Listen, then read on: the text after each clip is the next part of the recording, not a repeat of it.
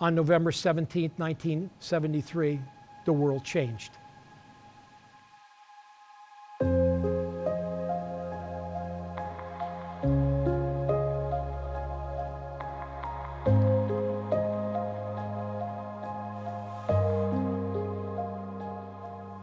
Granby practiced every practice as if it was a championship game.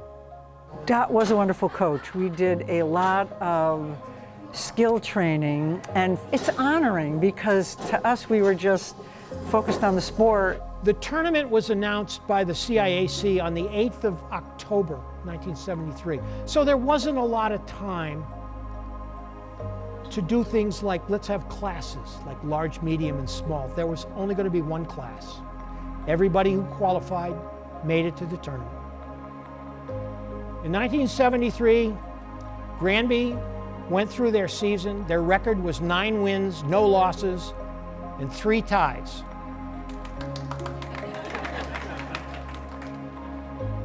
They entered the season with a 33-game unbeaten string. They had not lost a game since the last game in September of 1969. They would go on to win 5 games in the tournament and capture the 73 state tournament, the first one ever.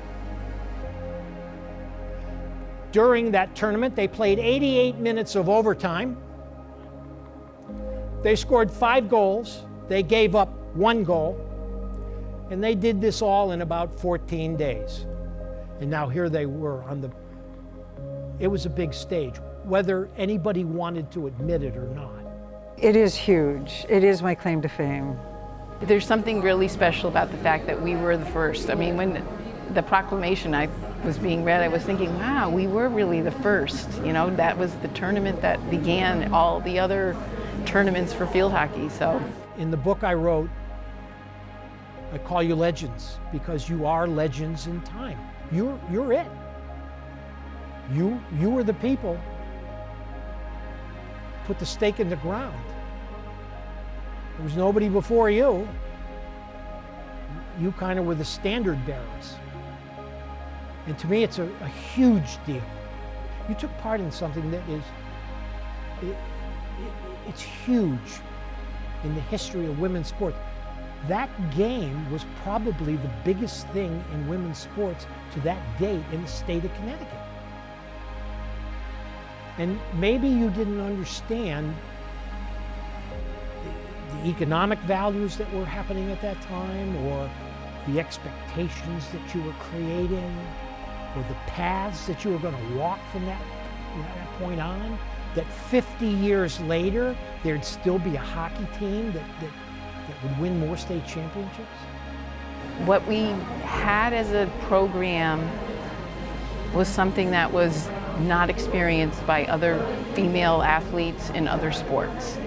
There's just something about that field hockey bond that you know is just going to carry from one generation or one group of girls to the next group of girls.